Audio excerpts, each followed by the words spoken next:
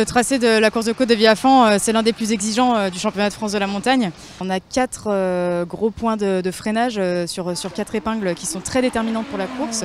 Et entre ces épingles-là, on a des parties qui sont très rapides où il faut oser vraiment se forcer même à rentrer très fort dans certaines courbes. Et c'est ce qui fait surtout la différence au niveau du chrono, quoi. Dans l'auto, je me sens de plus en plus à l'aise. Je suis vraiment agréablement surprise par le châssis de la voiture. Parce qu'il y a un grip qui est énorme et aujourd'hui j'ai encore du mal à trouver la limite de la voiture parce que plus j'essaye, plus je tente et plus la voiture tient. Et ça, c'est vraiment ce phénomène d'aérodynamisme qui fait que voilà, en fait, la voiture a énormément de grip et ça, c'est incroyable. En plus de ça, on est équipé avec un moteur un turbo qui est très performant. Donc en sensation, on prend des vitesses à plus de 230 km/h, c'est incroyable, surtout dans des cadres montagnards comme celui-ci, c'est génial.